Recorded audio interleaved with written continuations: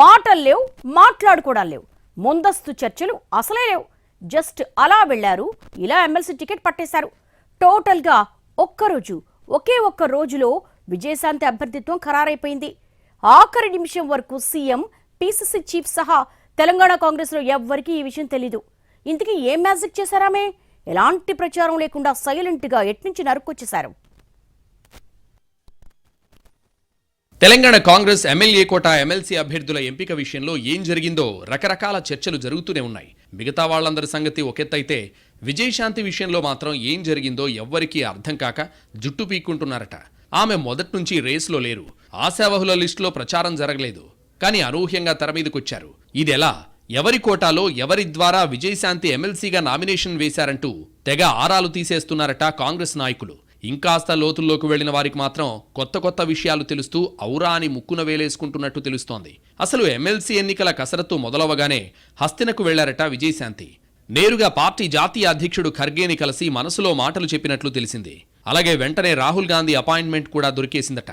ఇదంతా కేవలం ఒకే ఒక్క రోజులో జరిగిపోయినట్టు చెప్పుకుంటున్నాయి కాంగ్రెస్ వర్గాలు. ఈ విషయం తెలిసిన ఓ సీనియర్ మంత్రి సైతం రాహుల్ గాంధీ అపాయింట్మెంట్ ఏంటి, గంటలో దొరకడం ఏంటంటూ నోరెళ్లబెట్టినట్టు చెప్పుకుంటున్నారు. ఆ విధంగా విజయశాంతి ఎమ్మెల్సీ అభ్యర్థిత్వం ఖరారు వెనుక ఏఐసీసీ నేతలు ఉన్నట్టు సమాచారం. ఆమె పార్టీలో చేరినప్పుడు తెలంగాణ ఇన్ఛార్జిగా ఠాక్రే ఉన్నారు.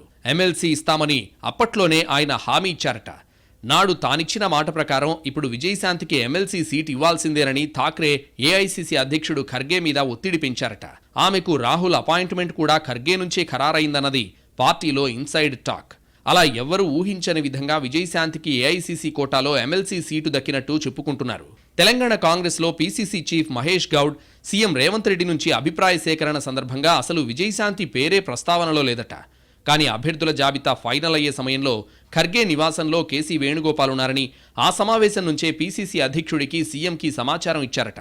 ఇది హైకమాండ్ నిర్ణయం అని చెప్పడంతో ఇద్దరు నాయకులు కూడా చేసేదేం లేక ఓకే అనేసినట్టు తెలిసింది. అయితే ఇదే సమయంలో ఇంకో చర్చ జరుగుతోంది కాంగ్రెస్ వర్గాల్లో. పార్టీలో చాలా కాలంగా పనిచేస్తున్న వారికి, పాత వారికి ప్రాధాన్యత ఇస్తామంటూ పీసీసీ చీఫ్ మహేష్ గౌడ్, రాష్ట్ర వ్యవహారాల ఇన్ఛార్జ్ మీనాక్షి నటరాజన్ చెప్పిన మాటలు నీటి మూటలేనా అన్నది ఇప్పుడు పార్టీలో ఎక్కువ మంది ప్రశ్న.